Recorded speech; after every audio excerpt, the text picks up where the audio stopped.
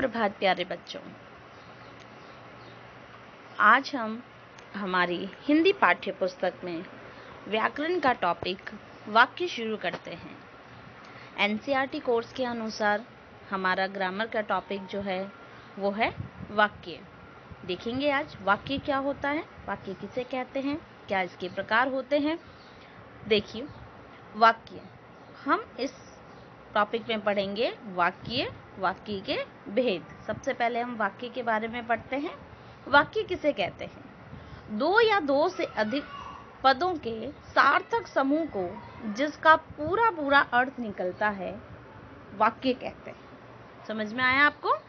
देखो कि वह पद समूह जिससे श्रोता को वक्ता के अभिप्राय का बोध हो, यानी जो सुनने वाला है और जो कहने वाला है, जो कह रहा है जिस वाक्य को, वो सुनने वाला उस वाक्य को पूरी तरह से समझ ले।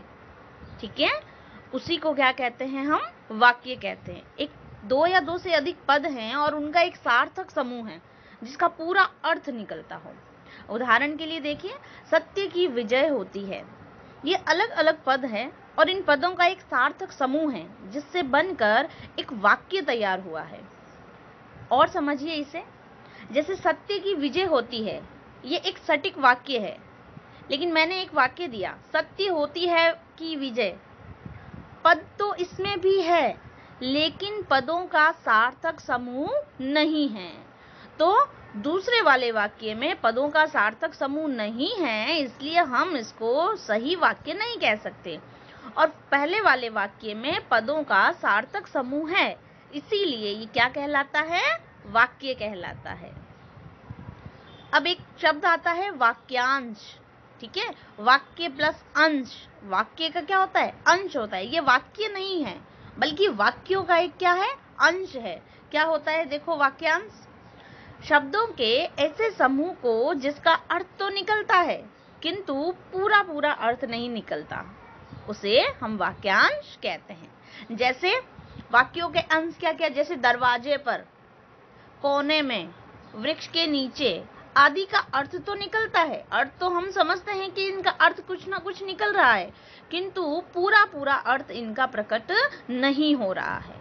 और ऐसे वाक्यों के अंश जिनका अर्थ तो समझ में आता है लेकिन पूरा अर्थ नहीं निकलता, ये वाक्य के अंश हैं, इसलिए इन्हें वाक्यांश कहा जाता है।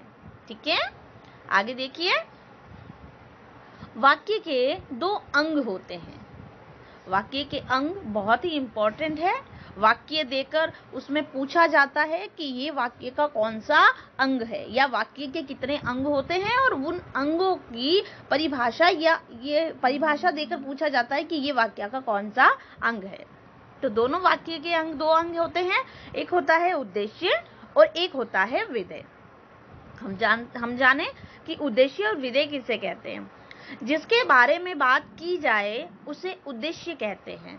जिसके बारे में बात की जाए, ठीक है। आगे उदाहरण से समझेंगे हम कि वाक्य में जो कर्ता होता है, हम जिसकी बात कर रहे हैं उसे उद्देश्य कहते हैं, और जो बात की जाए उसे विधेय कहते हैं। और हम उस कर्ता के बारे में जो बात कर रहे हैं या उस कर्ता को छोड़कर जो बात हम कर रहे हैं वो क्या कहलाता है? उसका उदाहरण समझते हैं हम। देखिए कि मोहन प्रयाग में रहता है। इसमें उद्देश्य क्या हुआ? मोहन, क्योंकि मोहन क्या है? कर्ता, जिसके बारे में हम बात कर रहे हैं। और फिर विधेय क्या होगा? प्रयाग में रहता है। हम कर्ता के बारे में जो बात कर रहे हैं, जो वो शब्द प्रयोग में ला रहे हैं, वो क्या कहलाएगा? विधेय कहलाएगा। अब हम वाक्य के भेद देखते हैं।